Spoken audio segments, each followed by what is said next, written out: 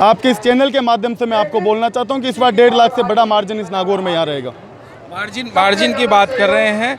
एक छवि जो बहुत लंबे समय से जो बना रखी है कि जातिवादी नेता की छवि है, लेकिन पिछले कुछ दिनों से सभी समाजों को साथ लेकर 36 कौम की बात करने लगे। देखिए, वोट की राजनीति करने वाले बात कर सकते हैं, लेकिन जनता इतनी जागरूक है आजकल कि उन्हें पता है कि किस तरह से कांग्रेस पार्टी हमेशा से 36 कौम के लोगों को साथ लेकर चलती है। आज अगर बात करें नागौर की, तो हम 2 नौजवान जो विधायक बनकर आए हैं वो जनता के आशीर्वाद से बन के आए, और कांग्रेस पार्टी ने आज नौजवानों को मौका दिया है। तो ये जनता नागौर की इतनी समझदार है, इन्हें पता है कि अपना भला बुरा किस में है। तो अगर वोट की राजनीति के लिए अगर आज कोई 36 कौम का नारा लगा रहा है और तेजाजी के नारे को भूल कर अगर मोदी का नारा लगा रहा है, तो नागौर की जनता उसे बखूबी जानती है और आने वाले 6 तारीख को जवाब देगी। मुकेश जी, आप दोनों के चुनाव में उन्होंने बहुत सहयोग भी किया था। आज वो विपक्ष के तौर पे आपके सामने सांसद का चुनाव लड़ रहे हैं। साथ आपका दिया था, लेकिन अब आप नहीं दे रहे उनके साथ। मेरा उन्होंने साथ दिया।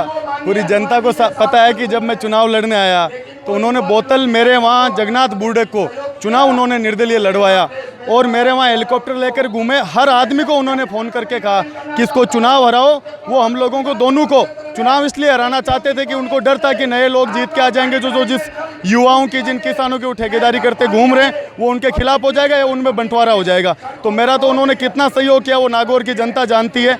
मेरा सहयोग लाड़नू के 36 कौम के लोगों ने किया, इसलिए मैं चुनाव जीता। उन्होंने कोई कमी नहीं रखी मुझे चुनाव हरवाने के लिए। जितने षड्यंत्र वो कर सकते थे, जितनी ताकत वो लगा सकते थे, उतना उन्होंने लाड़नू में लगाया। ये बात तो हो गई यहाँ के लोकसभा क्षेत्र की।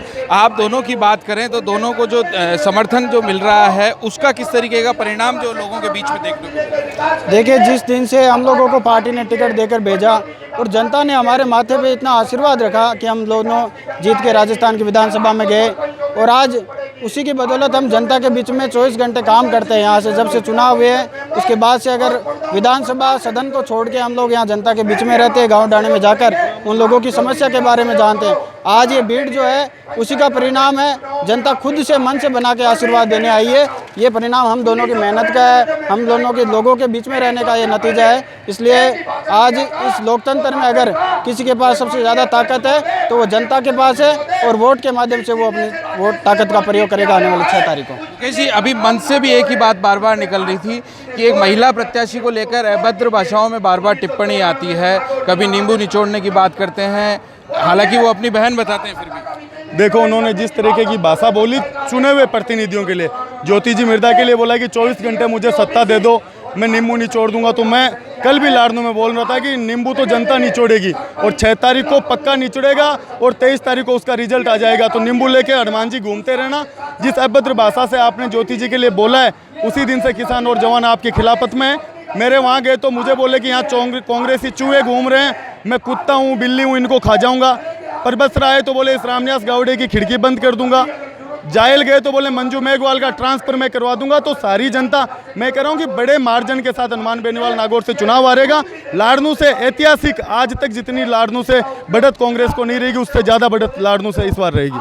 ये थे जो कांग्रेस के 2 युवा विधायक, एक लाड़नू से हैं, एक परबतसर से हैं। दोनों ने पूरा दमखम लगा रखा है ज्योति मिर्धा को नागौर से सांसद बनाने के लिए, लेकिन आने वाला वक्त बताएगा कि ऊंट किस करवट बैठेगा। नमस्कार।